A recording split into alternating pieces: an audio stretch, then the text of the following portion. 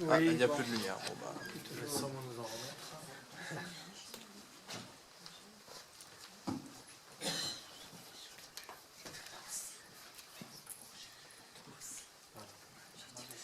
Bien, mesdames et messieurs, bonsoir. Bienvenue au Centre culturel Jean Cocteau, à l'auditorium, pour cette quatrième et dernière ciné-conférence de l'année, en tout cas de la saison 2015-2016.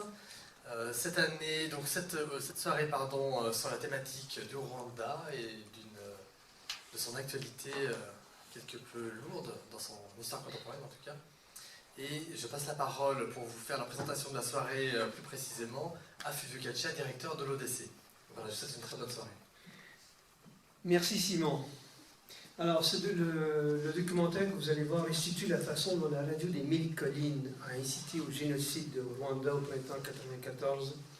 Le film est tiré d'une expérience théâtrale adaptée au cinéma par Milo Rao. C'est aussi une expérience à nul autre pareille qui consiste à rentrer dans la tête des bourreaux. Expérience qui nous invite à la réflexion et à comprendre mieux le rôle des médias et leur manipulation, car c'est le mot-clé de cette terrible massacre. La projection sera suivie d'un débat avec Bernard Colli, ici présent, du collectif des partis civils pour le Rwanda, de Jean-François Dupaquier, à ma droite, qui est co-auteur des médias d'un génocide aux éditions Cartella, avec Marcel Kabanda, qui est également président d'Ibuka France, une association dédiée à la mémoire du génocide. Nous aurons donc un débat à la fin, et tout de suite après, il y aura un buffet payant proposé par l'association Les Papilles ont des ailes, et aussi une séance de signature des ouvrages de M. Kabanda et Dupaquier. Je vous souhaite une bonne soirée. À tout à l'heure. Voilà, j'ai lu que j'ai une tentative de choses.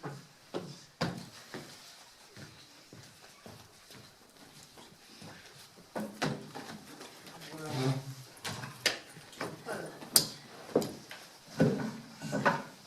Alors, bonsoir. Donc, bon, c'est un film qui, quand même, est troublant à plusieurs égards. On va en parler en détail. Alors, je vous rappelle le nom de nos invités, pour ceux et celles qui n'étaient pas là. Donc, à ma gauche, donc, monsieur Marcel Kabanda, qui est président d'Ibuka France. À sa gauche aussi, M. Jean-François Dupaquier, qui est co-auteur des médias de génocide. Excusez-moi, pardonnez-moi. Donc à ma droite, Jean-François Dupaquier, auteur avec M. Kamanda des médias de génocide aux éditions Cartala, et M. Bernard Colli du collectif des partis civils pour le Rwanda. Alors, je vais me tourner vers vous, M. Dupaquier. Ce qui est absolument terrifiant dans ce film, comme dans votre livre « Politique militaire et mercenaire d'un Français au Rwanda », c'est d'y lire la chronique d'un massacre annoncé. Très exactement comme dans le livre de Gabriel Garcia Marquez, qui porte un peu ce titre, « La chronique d'une mort annoncée ». Et tout le monde est au courant, y compris les victimes. Et pourtant, personne ne fait rien. Alors, pourquoi? Merci. Je voudrais d'abord dire que ce qu'on entend dans ce film, c'est les transcriptions pratiquement exactes d'émissions de la RTLM qui ont été retrouvées après le génocide dans quelques collections privées ou publiques. Environ 270 émissions qui représentent une petite partie des émissions de la RTLM, puisque la RTLM a commencé à émettre au mois de juillet 1993 et elle a cessé d'émettre, vous l'avez entendu, au début juillet 1994. Elle a donc émis pendant un peu moins d'un an. C'était on disait radio-télévision, en fait c'était une radio privée, la première vraie radio privée au Rwanda, mais une radio privée entre guillemets, puisqu'elle appartenait à un groupe de leaders hutus extrémistes, et que son ton est devenu très rapidement radical, mais pas tout de suite. Au début, ça semblait être une radio commerciale, et les Rwandais se sont précipités pour acheter des actions de cette radio. Une action coûtait 5 000 francs rwandais. C'était à peu près la moitié du salaire, on va dire, d'un gardien dans une petite parcelle. C'était donc une somme qui paraissait presque accessible à beaucoup de monde, et cette radio a créé cet appel de fonds, comme on dirait aujourd'hui, pour se donner une allure très populaire sur le plan financier, très transparente. Ce que le public ignorait, c'est que le président Habyarimana avait lui-même un gros paquet d'actions dans cette radio, ainsi que les dignitaires du régime. La deuxième chose que je voudrais dire, c'est qu'un génocide n'est jamais fatal. Et là, j'essaie de répondre à votre question en disant que ce génocide a été annoncé. Moi-même, comme journaliste, j'avais écrit en 1990 dans l'événement du jeudi, c'est-à-dire au début de la guerre, quand les réfugiés, essentiellement Tutsis, chassés du pays depuis 1959, sont rentrés pour reconquérir tout ou partie du pouvoir. J'avais écrit que le but du régime était d'exterminer les Tutsis. J'étais presque le seul à le dire, et je me disais, je dois me tromper puisque je suis le seul à l'écrire. Un génocide, on s'imagine que ça n'arrivera pas. À la fois, on voit venir le génocide, et aussi bien les acteurs directs, c'est-à-dire les victimes potentielles, que les observateurs internationaux se disent non, non, ils n'iront pas jusque-là. Hannah Arendt, dans ses réflexions sur la banalité du mal et sur le procès Eichmann à Jérusalem, explique que quand un régime se radicalise, c'est un petit peu comme une scène de théâtre. Chacun apprend son rôle. Les victimes apprennent à devenir des victimes, et les bourreaux apprennent à devenir des bourreaux. Eh bien, la RTLM, elle écrivait en temps réel le script de cette tragédie, c'est-à-dire qu'elle a très vite désigné les bourreaux comme des bons citoyens, un peu comme les nazis, et puis les victimes comme des gens qui n'avaient rien à faire dans ce pays, car elles étaient hors jeu. Ce pays n'était pas le leur. Ce pays, il l'avait plus ou moins conquis quelques siècles auparavant pour opprimer la masse de la population, et on devait terminer l'histoire à l'envers, donc les chasser définitivement de ce pays. Une dernière chose que je voudrais dire, c'est que on pense c'est loin, c'est exotique, c'est tropical, c'est pas notre histoire, c'est pas pour nous, ça ne nous concerne pas. En réalité, et même s'il est un peu hasardeux de faire des comparaisons historiques, les Tutsis ont été traités par le régime exactement comme les Juifs par les antisémites français, par exemple Édouard Drummond, l'homme qui a écrit ce livre qui a été vendu à 550 000 exemplaires au XIXe siècle en France, phénoménal tirage, La France juive, qui a édité ce périodique, La Libre Parole, qui était un peu les RTLM, je veux dire, d'une façon un petit peu évidemment raccourcie de l'époque, pour dire et pour écrire que les Juifs étaient une race pas tout à fait humaine. Et il tenait un exemple, il disait, quand un Juif épouse une non-Juive, leurs enfants vont être malingres, chétifs, parce que le Juif n'est pas tout à fait un humain. On a repris cette histoire au Rwanda, et il faut que vous sachiez une chose, c'est que ceux qui ont préparé le génocide n'étaient pas des espèces de militants paysans un peu primaires, c'était des intellectuels. Une partie d'entre eux avaient un diplôme universitaire, et certains étaient docteurs. Ferdinand Naïmana, le fondateur de la RTLM, avait obtenu un doctorat d'histoire à la Sorbonne, un grand intellectuel, et d'autres parmi ses amis avaient des doctorats de mathématiques, de sciences, etc. Et ils avaient été chercher dans le nazisme les bases de leur propagande. Quand je dis dans le nazisme, on sait exactement dans quel livre ils ont été puisés, puisque certains documents ont été diffusés pour donner les recettes, c'est-à-dire se présenter comme des victimes, diaboliser les adversaires, organiser des provocations et fasciner la foule par l'idée d'une violence libératrice. Et donc c'est pourquoi le génocide des Tutsis du Rwanda nous concerne profondément.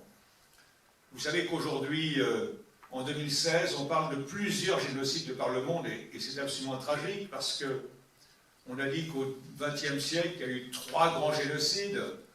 Le génocide des Arméniens de Turquie, le génocide des Juifs, et puis le génocide des Tutsis. Mais en fait, en ce moment même, on parle du génocide, par exemple, de certaines minorités kurdes, de génocide au Burundi actuellement, du génocide des Tutsis également, et vous avez entendu parler d'autres affaires. Donc, on est profondément concerné parce que cette mécanique est toujours à l'œuvre.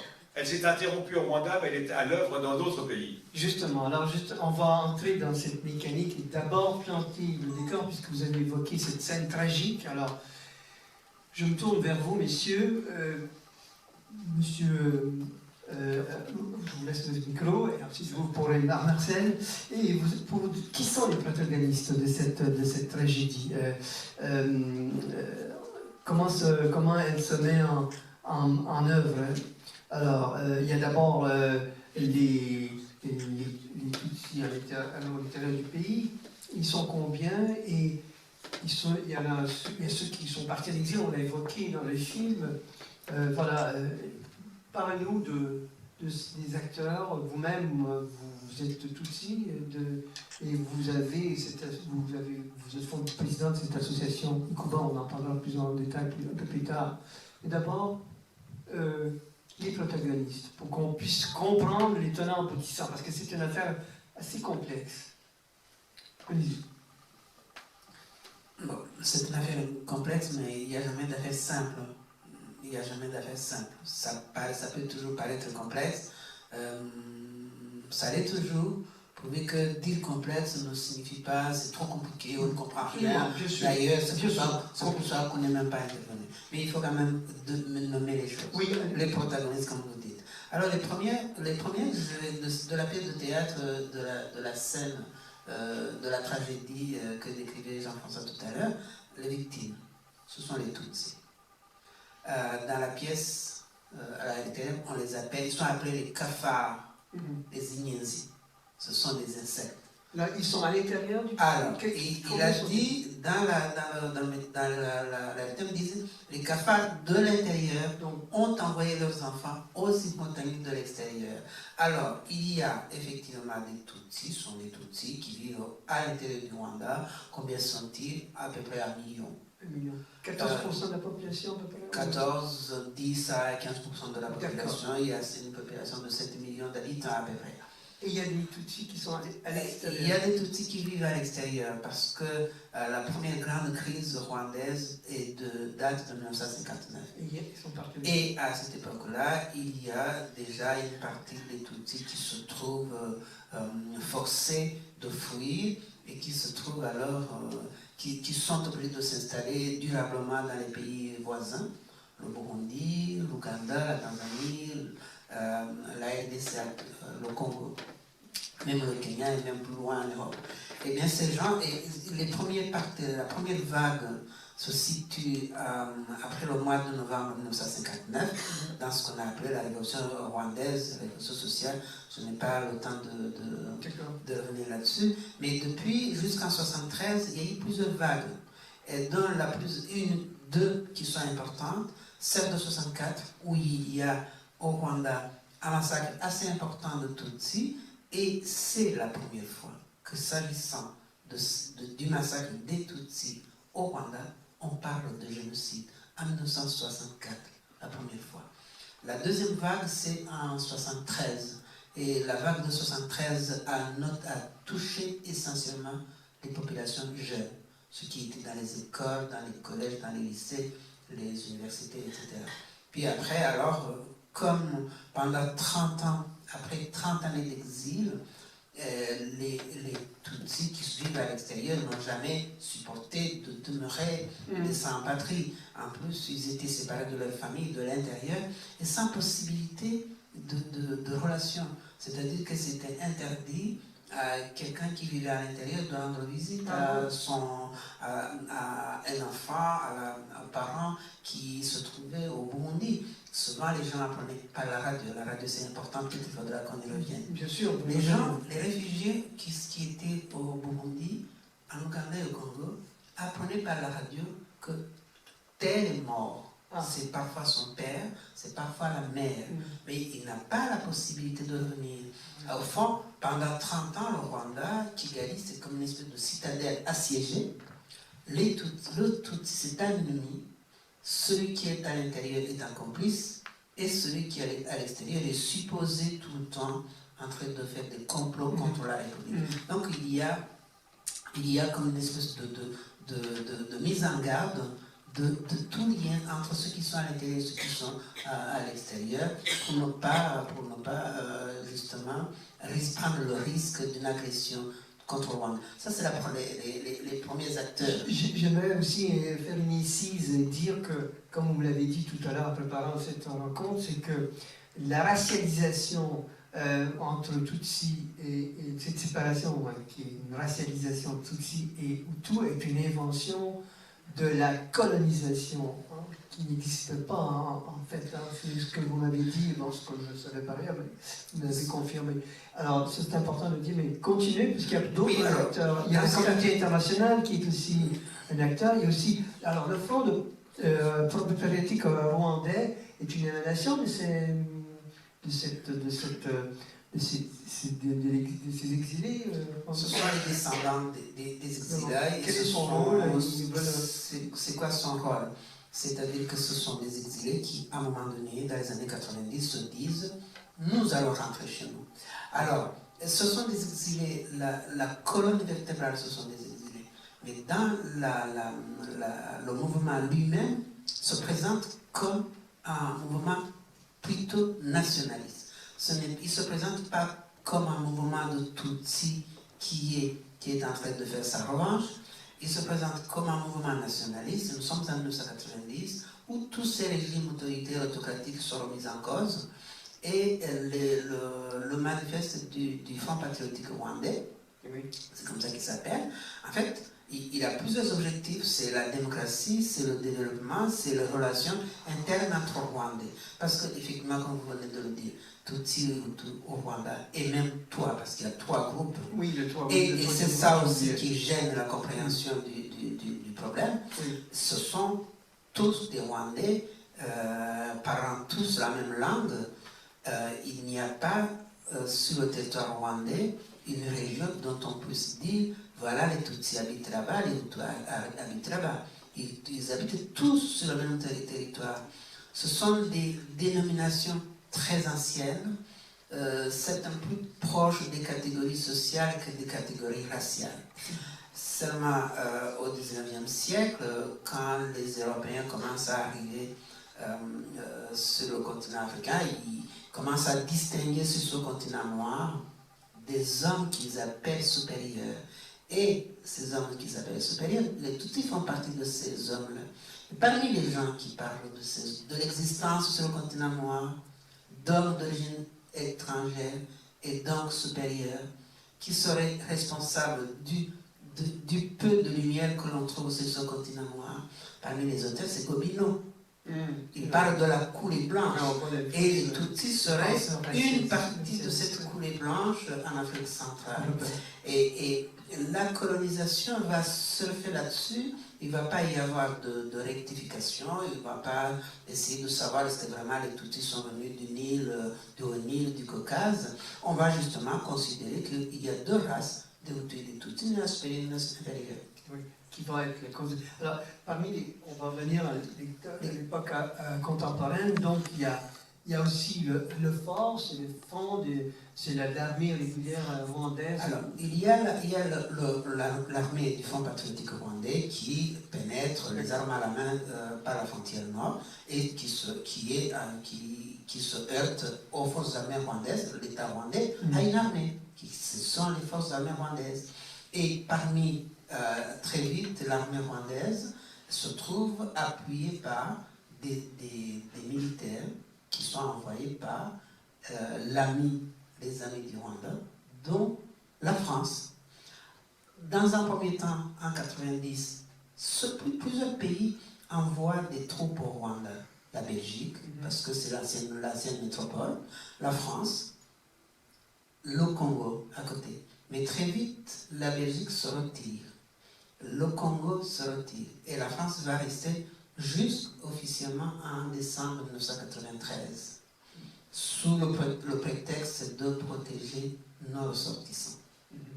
Est-ce que vous me dénoncez, vous mettez en lumière dans votre ouvrage politique militaire et mercenaires français au Rwanda, communique une désinformation, qui est votre plus récent ouvrage. Puisque vous parlez des acteurs, il faut aussi parler de ces forces de l'ONU. Oui, alors justement. Parce qu'on a parlé de Dallaire. Ah oui, Dallaire, le général Dallaire, qui est le général canadien, qui était en charge des casques bleus. Oui, et qui a écrit un livre qu'il faudrait lire, qui s'appelle « J'ai serré la main du diable ». Oui. Alors, ils arrivent au Rwanda en octobre 1993, et ces forces sont dépêchées par les Nations Unies au Rwanda pour aider les Rwandais à mettre en œuvre l'accord de paix qui a été signé en août 1993. Et ces forces-là, ils sont à peu près 2500, et au mois d'avril 1994, lorsque le génocide commence, une grande partie de ces troupes est retirée parce que il y a 10 casques bleus belges ont été assassinés le 7 avril au matin, très tôt. Et donc la Belgique étant l'ossature de la force, c'était les mieux entraînés, les mieux équipés, les mieux au courant des situations, ils ont peu, ça provoque un traumatisme assez important en Belgique. La Belgique retire ses troupes et au fond mène une campagne au sein des Nations Unies pour que l'ensemble des forces se retirent. Donc voilà. Et il reste au Rwanda à peu près 400 personnes, et dont le général Dallaire. Il est là jusqu'à la fin du génocide. Vous voulez ajouter, M. Colli, quelque chose? Oui. Alors, pourquoi, la question est toujours obsédante, parce que pourquoi une personne n'a rien fait? Et notamment la communauté internationale, même si évidemment il y a eu ce drame avec les casques bleus qui ont été assassinés. Est-ce que c'était. Pourtant, c'était évident qu'il y avait ce massacre. Je voudrais donner des éléments sur le contexte. Oui. Le contexte, il faut bien voir que c'est un petit pays en surface, donc on peut très vite accéder aux différentes frontières, hein, c'est un petit pays, et c'est un pays très peuplé avec des densités très fortes, et un pays à l'époque très agricole, très rural et très agricole, et des problèmes de surpopulation.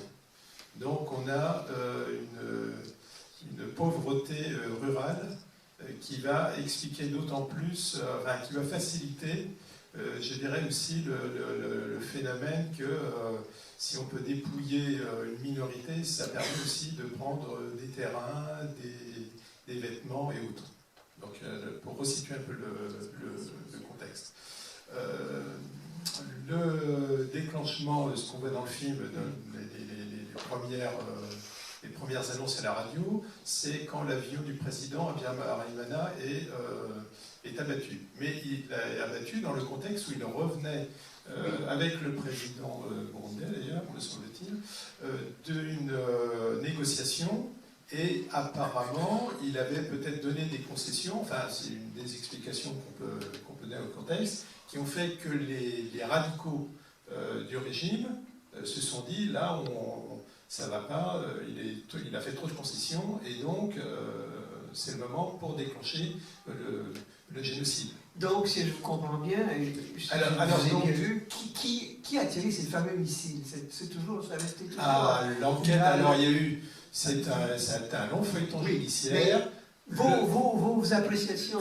Attendez, objectivement, le dernier rebondissement, ça a été le juge Prévidic, juge français, qui est allé sur place, donc faire une expertise. Il a montré son indépendance dans le passé, contrairement à d'autres juges précédemment. Voilà, on en est là. Est-ce qu'un jour on saura la vérité? C'est pas sûr. En tout cas, il y avait 3 pilotes français qui ont été tués, enfin plusieurs pilotes français. Donc, et pour l'instant, je veux dire, on n'a pas de certitude au niveau judiciaire. Bon. On a il y a quand même un faisceau d'indices, non? Mais je veux dire, grâce au juge Trévidic, on a des éléments plus fiables que les différentes rumeurs qui ont pu circuler. Mais je veux dire, à partir du moment où un groupe avait préparé le génocide, c'était, je dirais, ce n'était plus que le choix de la date. Je veux dire, ils ont trouvé un prétexte. Je veux dire, toute la mécanique était préparée. Oui. RTLM, la radio qu'on a vue dans le film, c'était un des outils importants. Alors, on va justement approfondir cette mécanique diabolique qui s'enclenche. Mais il y avait la question qui hante depuis 20 ans, c'est qui sont les grands manipulateurs de cette machine, qui l'enclenche et qui la prépare. Et la radio, la RTLM, est un des éléments de cette mécanique diabolique.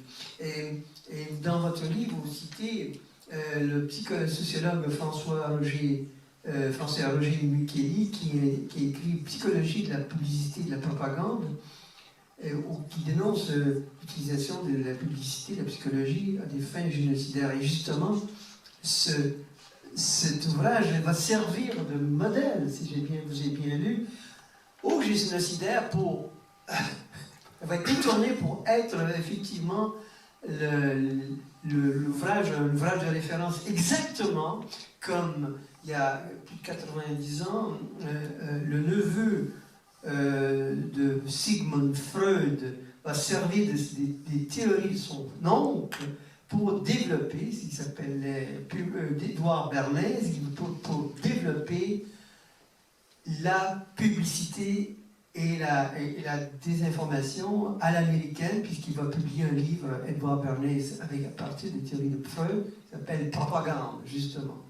Alors, quel rôle, justement, vont jouer... Alors, avant de passer, je dirais, la parole aux spécialistes, puisque Marcel et Jean-François ont créé un livre sur les médias du génocide, moi, il y a plusieurs étapes et plusieurs niveaux. Il y a les décideurs, ceux qui décident le génocide, et par exemple, dans les préparateurs, Pascal Sindicangua, qui est passé en jugement en France début 2014, qui a été condamné lourdement, qui était dans les fondateurs de RTL. Donc ça, c'est la première partie.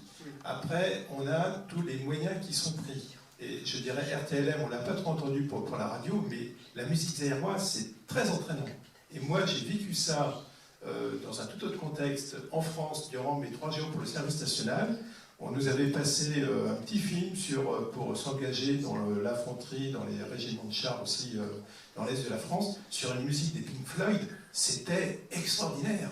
À la fin de 5 minutes de film, on avait envie de signer et de s'engager.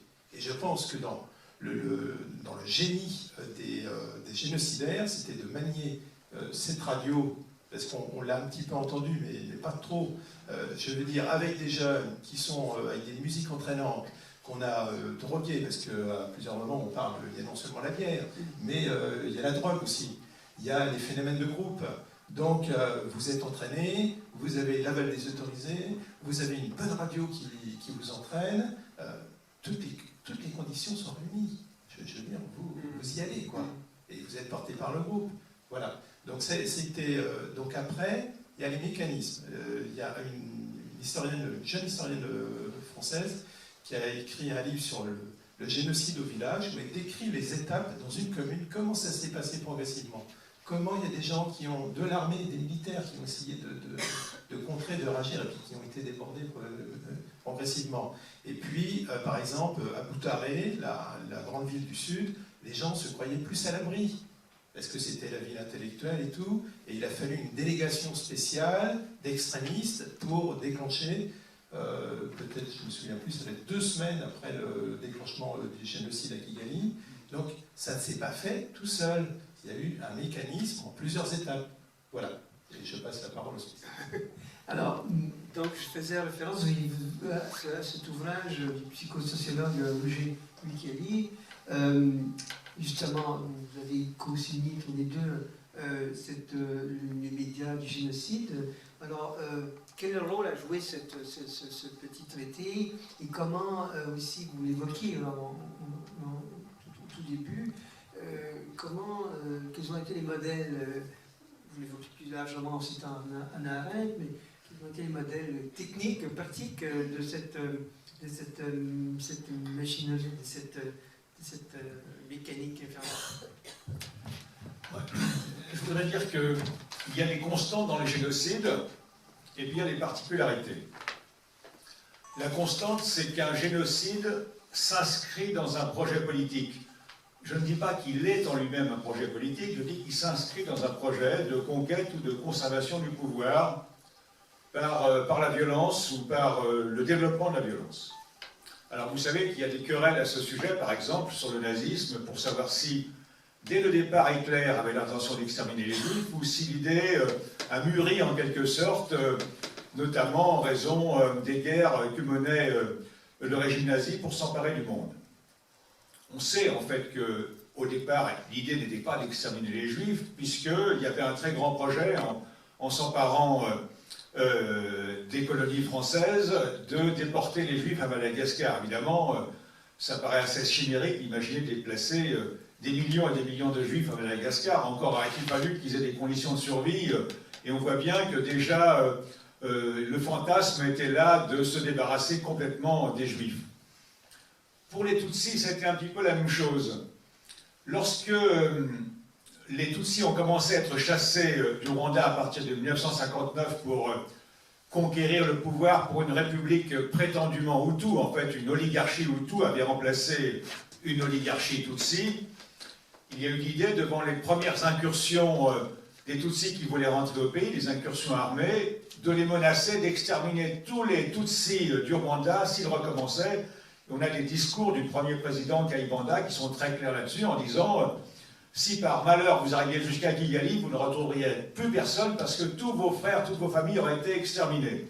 Donc on voit bien que ce projet, peut-être à l'état de menace, plus que l'idée. Lorsque le Front patriotique rwandais attaque le 1er octobre 1990, ce projet ressurgit.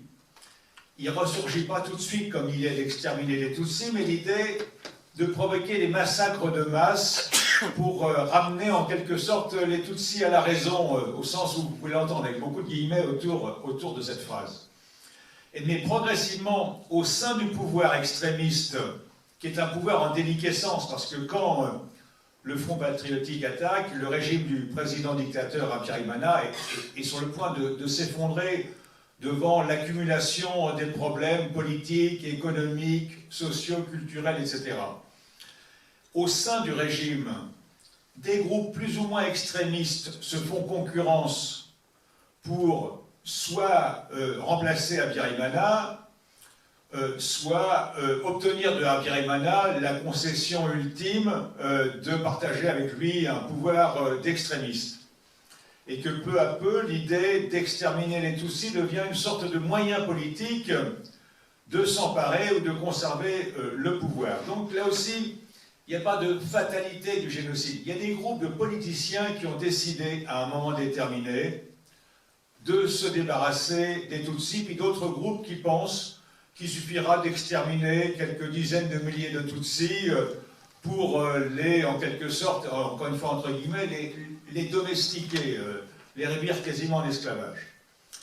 Et dans le projet radical, il y a les RTLM. Les RTLM, c'est le projet de Ferdinand Nahimana, qui est un intellectuel rwandais, dont je vous ai dit que c'était un historien qui a eu un diplôme, un doctorat d'État à la Sorbonne. Il connaît très très bien le Rwanda, il a fait des enquêtes, il connaît ce qu'on appelle l'âme rwandaise, c'est-à-dire les ressorts profonds du comportement des gens. Il connaît aussi avec ses amis les méthodes nazies de domestication des foules, d'instauration de la terreur et toute une série de méthodes de propagande qui étaient déjà très efficaces dans un pays aussi développé et aussi culturellement évolué que l'Allemagne des années 30 et qui, s'appliquant à un pays comme le Rwanda, qui est un pays, disons, encore très sous-développé, avec des mentalités encore parfois relativement archaïques, va être dévasté par l'exercice d'une propagande moderne. Et cette propagande, ils en trouvent les ressources, les recettes en quelque sorte, dans le livre d'un psychosociologue français qui s'appelle Roger Mukieli. Roger Mukiele, c'est un membre de la Ligue des droits de l'homme en France, c'est un démocrate, c'est plutôt un psychosociologue qu'un véritable idéologue. L'essentiel de son œuvre, il a été très prolifique, il me semble une 50aine de livres, porte sur les relations du travail dans l'entreprise. Vous voyez, ça n'a rien à voir avec le génocide, mais sur la fin de sa vie, il est inquiet de voir la radicalisation gauchiste en Europe et il décide de faire un séminaire pour dénoncer les méthodes nazies. Et ce séminaire donne lieu à un polycopier qui s'appelle « Psychologie de la propagande et de la publicité ». Il dénonce la façon dont les nazis ont réussi à conditionner l'opinion publique. C'est ça qui est paradoxal, c'est que c'est... Ils vont lire ce livre à l'envers. Ils vont voir les méthodes nazies derrière Mukiele et dire voilà ce qu'il faut faire nous aussi au Rwanda pour conditionner l'opinion publique à exterminer les voisins, c'est-à-dire à briser ce précepte fondamental des sociétés humaines, c'est tu ne tueras pas ton voisin, tu ne tueras pas le fils du voisin et ton fils ne tuera pas le fils du voisin. Et la RTLM, c'est l'arme absolue, c'est en quelque sorte l'arme atomique de cette mise en condition, parce que dans un pays pauvre comme le Rwanda, où les gens ne lisent très peu de journaux, où il n'y a pratiquement pas encore de téléviseurs, l'arme absolue c'est la radio, parce que pratiquement tout le monde possède une radio. Et ceux qui n'ont pas de radio, on va leur en offrir par dizaines de milliers. Ces gens qui installent les RTLM, ils vont aussi distribuer des postes de radio qui captent surtout la RTLM. Et donc, très rapidement, dans toutes les familles, il y a cette radio. Et cette radio diffuse quoi? Elle inocule le venin de la haine. Justement. Méthodiquement. Bon, merci. Alors, je me tourne vers vous, monsieur Kabanda, pardonnez-moi. Alors, par contre, il n'y a pas une réplique, il n'y a pas une contre-offensive de la part justement de la communauté Tutsi. J'ai en tête la revue, le magazine qui est publié par un riche commerçant Tutsi qui prend le contre-pied de la propagande Hutu et qui, je le lis dans votre livre, qui va publier cette revue sur du papier glacé, avec des belles photos, où il revendique effectivement la défense de la communauté Tutsi. Parce qu'il n'y avait-il pas une radio opposée dans la communauté Tutsi qui prenait le contre-pied de... Bon, disons d'abord que ce qui se développe sur les antennes de la RTLM entre juillet 93 et juillet 94, c'est très court, mais en fait c'est un ensemble d'idées quand même qui court au Rwanda depuis les années 60.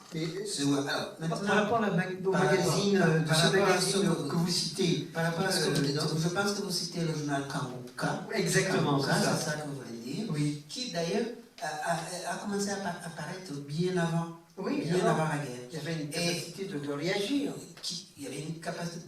Peut-être que quand nous avons dit Hutu, Tutsi, les choses ne sont pas aussi simples que ça. Oui. Parce que parmi les Hutus, au Rwanda, il y a des gens qui ne sont pas d'accord avec ces idées. Ce sont des idées d'extrémistes autour du régime qui ne veulent pas que le pouvoir change de main, et surtout qu'il n'y ait pas.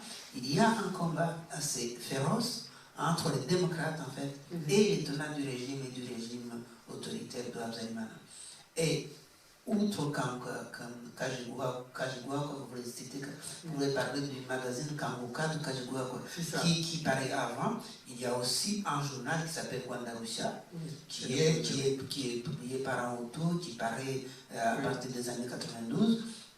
Donc il y a au Rwanda, entre 90 et 93, parce que cette presse démocratique va être très vite laminée, il y a une presse qui est animée par des Hutus ou par des Tutsis, qui va à l'encontre des idées extrémistes, mais qui ne va pas aller très loin à cause des hommes comme celui que mon ami Bernard citait tout à l'heure, Pascal Sebikangwa, qui est un homme de la sûreté, et les journalistes ont été arrêtés, ont été torturés, ont été persécutés à cause de leurs idées, à cause de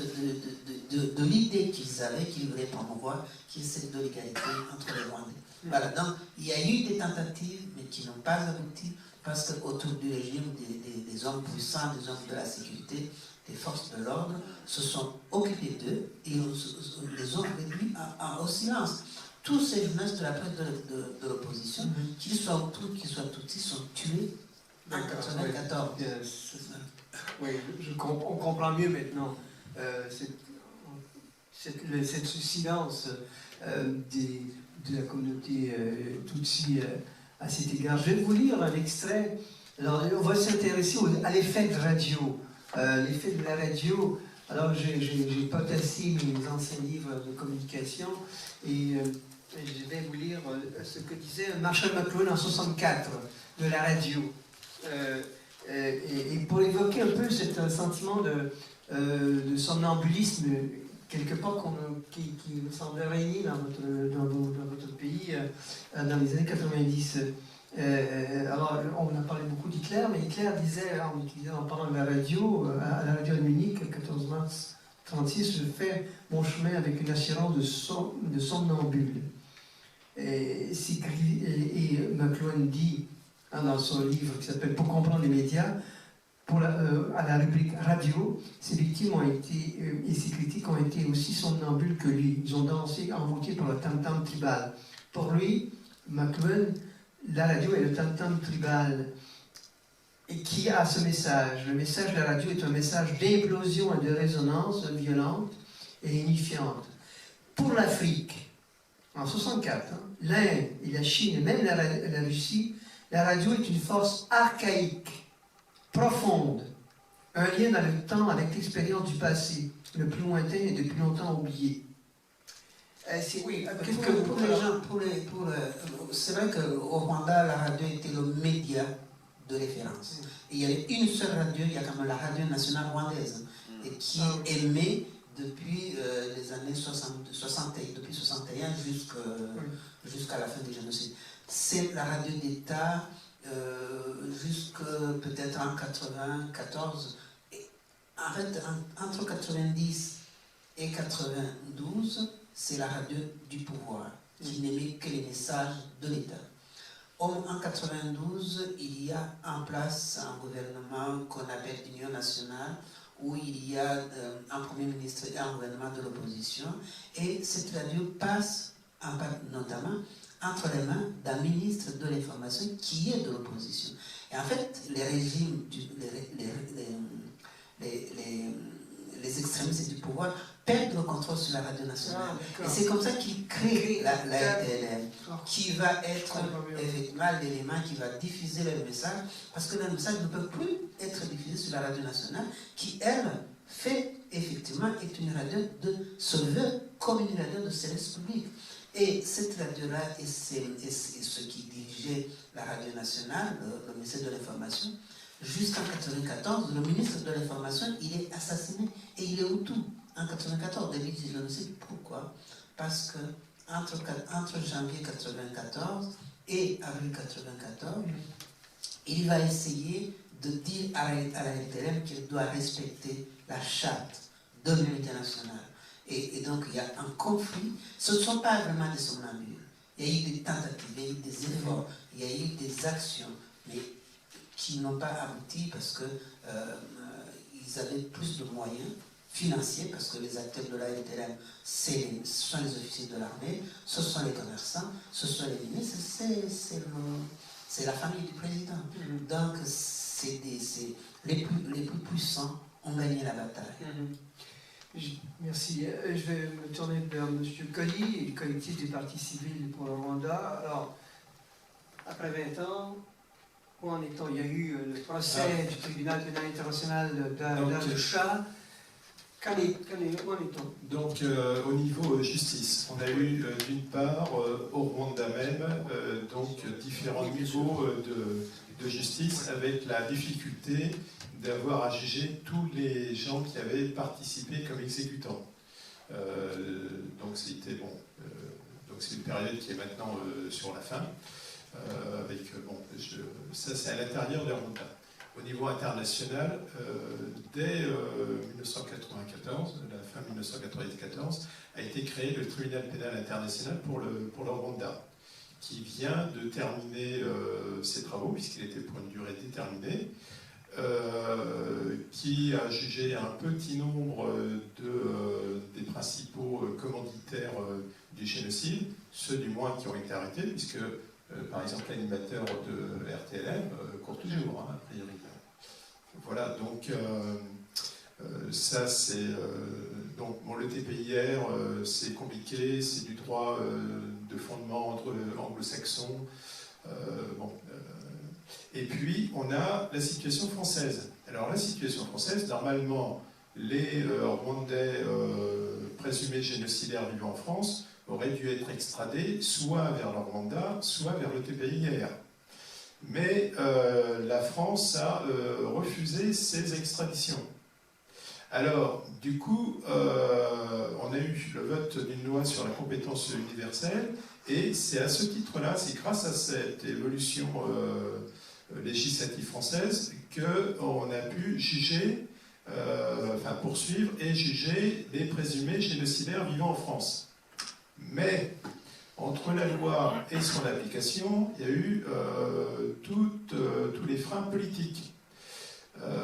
Par exemple, le prêtre Venceslas Munichaka a été la première plainte en 1995. En 2015, finalement, vient d'avoir lieu un non-lieu. Donc, nous avons attaqué ce non-lieu, mais ce n'est pas du tout gagné qu'un jour ce non-lieu soit aboli et que finalement il finisse par passer en jugement. Le Pascal Simbikangwa, c'était le premier procès donc en janvier 2014. Donc vous voyez, 1994-2014, 20 ans pour avoir le premier procès en France.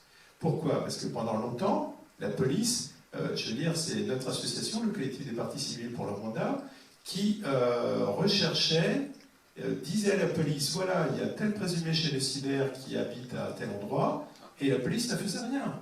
Absolument rien. Donc, je veux dire, ce n'est qu'à partir, je crois, de 2012, qu'un pôle a été créé à Paris, que les affaires ont été centralisées, qu'il y a eu quelques moyens qui ont été enfin donnés à la justice pour travailler. Et donc, parce que pour pouvoir juger en France, encore faut-il que les juges puissent aller au Rwanda pour respecter la procédure, ce qui est normal. Mais tout ça, c'est compliqué, ça coûte cher, il faut une volonté politique, dans le sens où il faut non seulement la volonté, mais surtout les moyens financiers donnés à l'appareil judiciaire. Donc là, nous avons cette année un rythme d'escargot. Nous allons d'une part avoir le procès en appel de Pascal Simbikangwa donc à la fin de l'année 2016, et puis le deuxième procès de génocidaire qui va s'ouvrir le 10 mai. Donc ce sont deux bourgmestres, les maires d'une commune de l'Est du Rwanda, qui vont passer en procès à partir du 10 mai jusqu'à la fin juin de cette année. Le système français fait que c'est aux plaignants de payer les avocats. Donc, quand vous avez un procès d'assises, c'est au bas mot environ 200 000 € qu'il faut trouver. Donc, c'est un moyen de nous étouffer, puisqu'on n'a pas de système pour que les frais des avocats soient pris en charge. Je veux dire, ça paraît quand même anormal qu'au niveau du tribunal pénal international pour le Rwanda, là, je veux dire, il y a toute une procédure pour payer des avocats et tout, ce qui est normal. En France, on n'a rien. C'est-à-dire, quand on défend les victimes, il n'y a aucune procédure. Enfin, si, vous avez l'aide judiciaire, mais enfin, l'aide judiciaire, c'est fait pour des petits litiges, mais c'est pas fait pour des procès de cette importance-là, où il faut des avocats professionnels, bien entendu, qui préparent le dossier, qui soient disponibles 24 heures sur 24 pendant le procès. C'est un procès qui dure plus de 6 semaines. Je veux dire qu'il faut pouvoir réagir le soir même sur les déclarations, parce qu'on est dans un procès d'assises, c'est pas une procédure administrative. Voilà, donc vous voyez tous les obstacles qu'il y a. Donc il y a une vingtaine de plaintes qui ont été déposées en France. Donc pour l'instant, nous sommes à 3 jugements qui ont lieu ou qui vont avoir lieu. Et nous sommes 20 ans après le génocide. Donc, on avait, jusqu'à il y a peu de temps, par exemple dans le Nord, il y avait un docteur rwandais à Maubeuge. Il avait été couvert par des parlementaires français du Nord. Il était tranquillement installé. C'est simplement grâce à un petit conflit qu'il y a une infirmière qui a été regardée sur Internet et puis qui a vu qu'il y avait une fiche Interpol pour le rechercher. Voilà, c'est comme ça qu'on découvre les génocidaires rwandais. Ça rappelle tout à fait ce qui s'est passé après l'effondrement du nazisme. Voilà, c'est-à-dire aucune recherche par la police, jamais l'appareil judiciaire n'a vraiment pris l'initiative de faire, de poursuivre. Voilà. Donc, on vient de loin. On progresse très lentement et on a besoin de soutien financier pour pouvoir continuer la justice. Alors justement, tout à l'heure, à la fin, on va donner les références de votre essai collectif pour éventuellement recueillir des fonds. Alors, j'ouvre la période de questions. Allez-y. 5 minutes. Oui, 10 minutes, oui. Bon, il fallait quand même poser les bases. Monsieur. Oui, M. Colli a fait allusion au livre d'Hélène Dumas. Oui.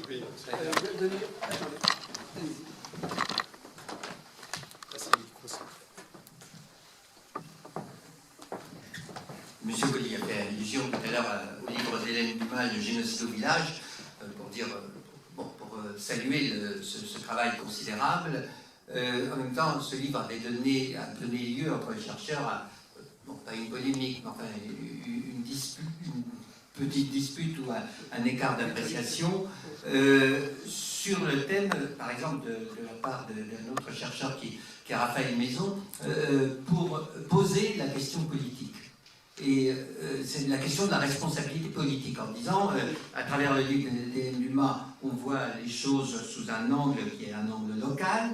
Et je dirais qu'à travers le film, on a un peu la même impression, c'est-à-dire on voit les animateurs de la radio, la question politique que vous avez un petit peu abordée dans le débat, et c'est pour ça que je pose ma question, pour que vous ayez l'occasion d'y revenir, la question de la responsabilité politique. Alors bien sûr, il y a la responsabilité qui va de soi, qui est la responsabilité du gouvernement génocidaire, bien sûr, mais l'autre responsabilité qu'on n'a pas vue, et j'aimerais que vous puissiez avoir l'occasion d'en parler, c'est pour ça que je pose ma question, c'est la responsabilité française.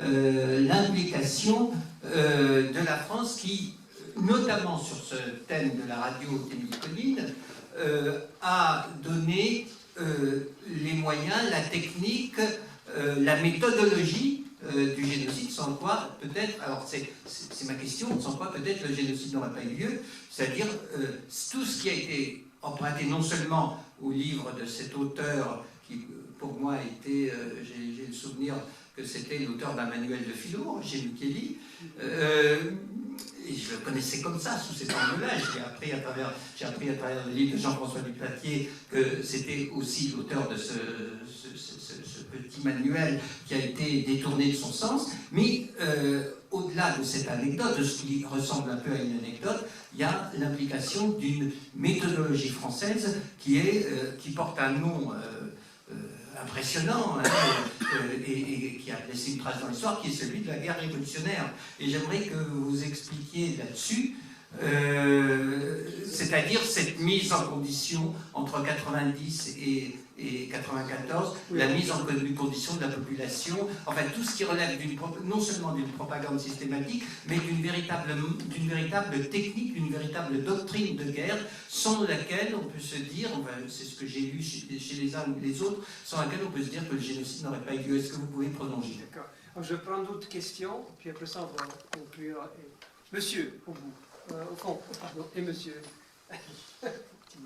Ah voilà, allez-y. Bonsoir. Bonsoir. Ma question s'adresse à M. Jean-François Dupaquier. Avant de la poser, j'aimerais préciser quand même,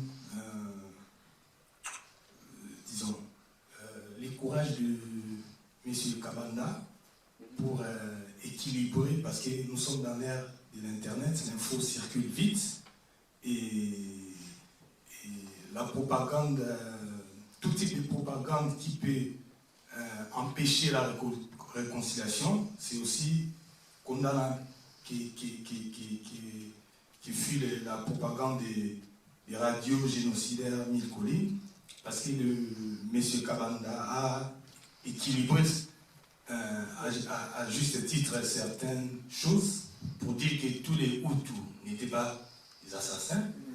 Il y a eu des Hutus qui s'opposaient au régime Abiyarimana et qui ont payé de leur prix.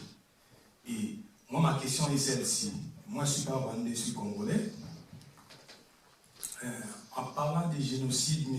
Kibaki a parlé de plusieurs génocides, mais vous n'avez pas parlé du génocide provoqué par Paul Kagame au Congo. Plus de 6 millions de morts. Il y a les rapports mapping des Nations Unies de 2010. Donc, des experts des Nations Unies ont fait un travail, c'est vérifiable. Qu'est-ce que vous pensez de ce que Kagame a commis, continue de commettre au Congo? Et je finirai pour dire encore merci à M. Kabanda, parce que après tout, le Rwanda a besoin de la vraie réconciliation. Il ne faut pas qu'il y ait trop des discours qui présentent Hutu assassin, Tutsi victime. Merci, M. Kabanda. Merci de cette question. Alors, une autre question, la dernière, Thibaut Villette, qui est le président de l'association. Voilà, vas-y, jeune homme. Moi. Oui, c'est un peu lié à la question de monsieur.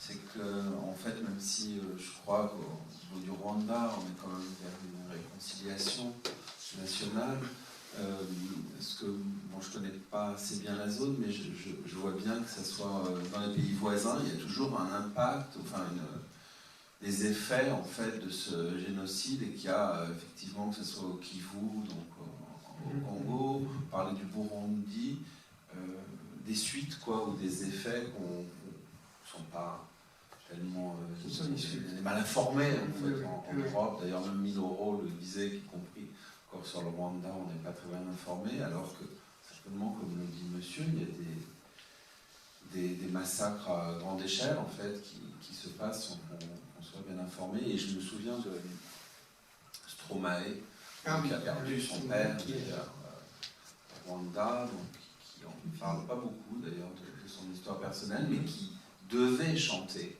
à Kinshasa, n'a pas pu chanter l'an passé. Ouais. Et du coup, c'est d'ailleurs, après dans la période qui a suivi, pendant au moins quelques mois, il ne s'est pas produit, je ne sais pas ce qui s'est vraiment passé, il n'en a pas beaucoup parlé, mais en tout cas, apparemment, il y a eu des menaces, etc., puisqu'il Tutsi chantait à Kinshasa, c'était compliqué. Tout simplement parce qu'il a été malade. Oui, bon. Oui, il a attrapé quand même. Mais quand même, bon, après, d'autres versions, donc je ne sais pas si... Enfin, d'accord, on va demander.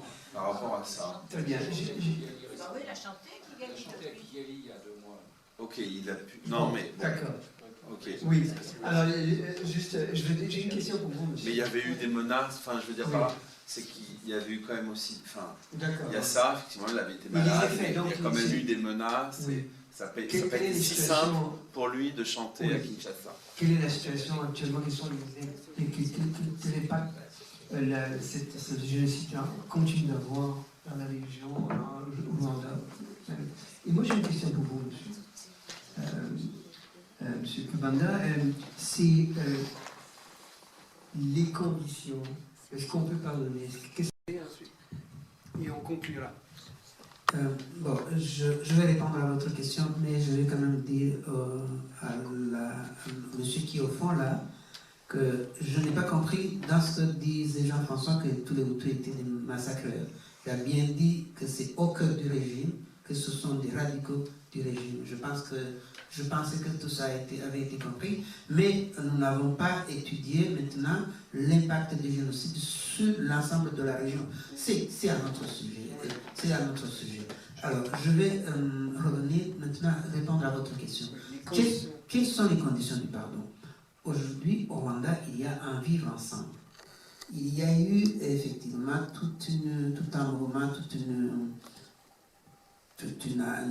un mouvement vers les Rwandais qui appelait au pardon, mais sans jamais préciser à quelles conditions ce pardon devait se faire. Ça veut dire, entre les victimes, le pardon des victimes que les victimes devraient donner à leurs bourreaux. Alors, je pense qu'il y a des conditions, c'est, premièrement, on pardonne à quelqu'un, je ne peux pas vous pardonner une faute que vous n'admettez pas. Ça, c'est la première chose, c'est la reconnaissance. C'est reconnaître que vous avez fait quelque chose. À partir de là, je peux vous accorder le pardon. Sinon, le pardon que je vous accorde, alors même que vous niez les faits, ça n'a aucun sens. Et dans l'ensemble de la société rwandaise, jusqu'à présent, on ne peut pas dire qu'il y ait vraiment une véritable reconnaissance. Certains l'ont reconnu, oui, mais d'autres, non. Et d'autres, certains ont reconnu. Il y a eu au Rwanda ce qu'on a appelé les procès Gacaca, par exemple. Les procès Gacaca. Bernard a parlé des procès, mais en fait, de la justice, pardon. Au Rwanda, il y a eu une remise en marche, une sorte de restauration des procédures traditionnelles de règlement des conflits à travers une institution qu'on appelle les Gacaca. Ça veut dire que sur les collines, les gens se mettent ensemble, comme nous sommes dans cette salle, nous habitons dans une même région, nous essayons de savoir, là où nous habitons, qui est mort, qui est susceptible d'avoir participé au meurtre, où est le corps. Et sur cette base-là, nous ne sommes pas des magistrats professionnels, nous imposons des peines, soit remettre les objets qui ont été volés, reconstruire la maison, et même des peines d'emprisonnement. Ça a été fait. Et dans ces procès-là, où il y avait effectivement reconnaissance et même acceptation à réparer, parce qu'il y a reconnaissance après il y a réparation, il y a eu des expressions de pardon. Donc, en fait, la condition du pardon, c'est la reconnaissance, la réparation. Et ça n'est pas encore largement local. Mais c'est ce qui permettrait aux victimes réellement de pardonner. Mais quand on sait que par ailleurs, au Congo, le Congo dont il parlait, il y a par exemple des éléments des anciens. Je ne sais pas s'il y a des 6 millions de morts, mais parmi les victimes congolaises, jusqu'aujourd'hui, les bourreaux sont les mêmes que ceux qui ont tué au Rwanda. Et ils continuent d'agir au Congo. Et cela, là, voilà toute la difficulté aussi de pardonner. Monsieur, vous avez été interpellé? Alors j'ai été interpellé et je voudrais répondre très brièvement à plusieurs choses. D'abord, quand vous avez vu ce film remarquable sur Radio La Haine, vous avez noté qu'elle a cessé d'émettre le 3 juillet 1994. Il faut comprendre que les Français sont revenus au Rwanda dans le cadre de l'opération Turquoise entre le 22 et le 24 juin. Et que la radio RTLM que vous avez vue là et dans ses œuvres est vraiment d'une façon très réaliste à continuer d'émettre dans la zone française. Du 22 ou 24 juin jusqu'au 3 juillet. Et que les Français ont refusé de l'arrêter.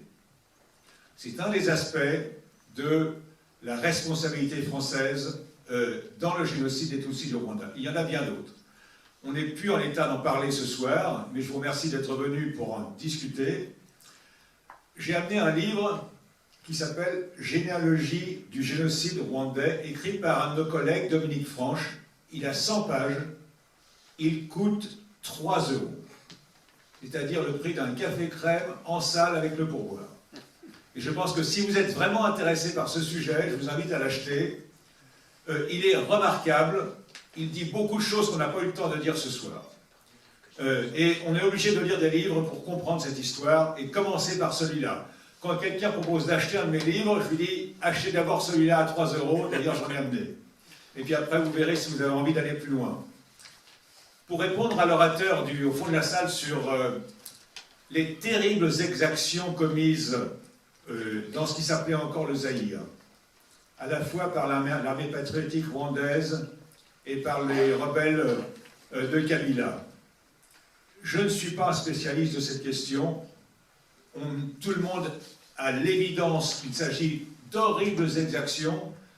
Qu'on les qualifie de génocide, c'est pas ça qui compte le plus. Ce qui compterait le plus, c'est que parmi notamment les intellectuels de République démocratique du Congo qui condamnent ces exactions et qui s'indignent à juste titre, il y en ait au moins un qui fasse œuvre d'historien et qui documente cette affaire.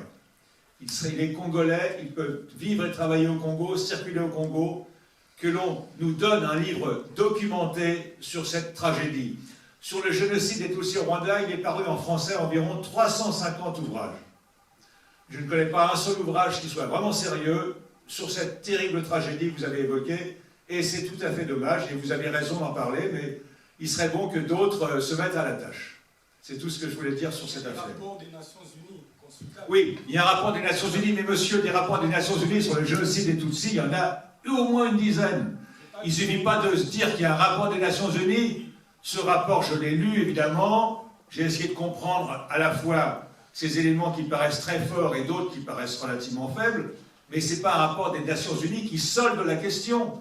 Ce qui solderait la question, c'est une étude sérieuse, menée non pas par des experts venus de tel ou tel pays étranger à la zone, mais rédigée par des habitants, par des intellectuels, par des historiens de République démocratique du Congo. Il n'en manque pas, on attend de lire leurs œuvres. Je vous donnerai certains titres à la fin. Très bien. Et bon, pour conclure. Moi, c'était un complément pour faire le tour sur les aspects justice. Il y a tout récemment, le général Lafourcade, qui était le chef de la force turquoise en juin 1994 au Rwanda, a été entendu comme témoin assisté dans le cadre d'une procédure qui a été d'une plainte déposée contre l'armée française qui, à Vicerero, un des derniers lieux où il y avait des Tutsis sur une colline, massacrés par les extrémistes, pendant 3 jours, alors que l'armée française savait qu'ils étaient massacrés, l'armée française n'a rien fait. Et donc, ça donne lieu à une procédure judiciaire en France. Si un jour le procès a lieu, ce sera très intéressant, parce qu'on verra le rôle de la France au Rwanda. Bien. Alors, cette soirée s'achève. Je remercie nos intervenants d'avoir bien voulu partir au jeu de cette question-réponse, de cet entretien.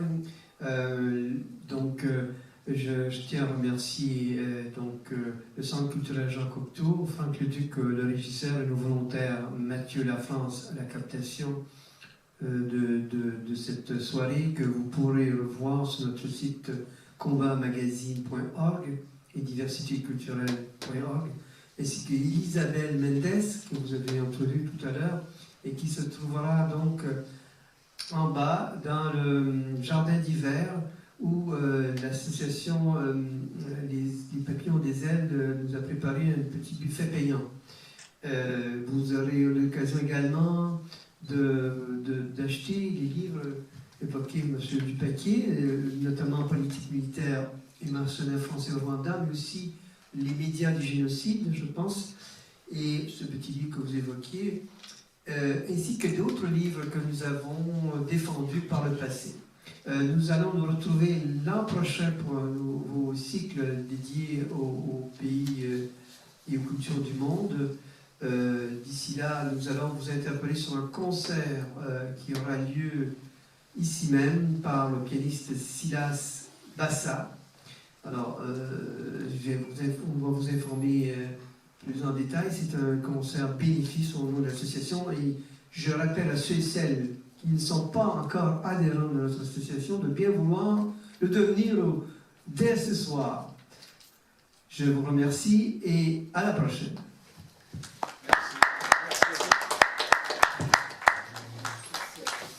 Merci, c'est vous qui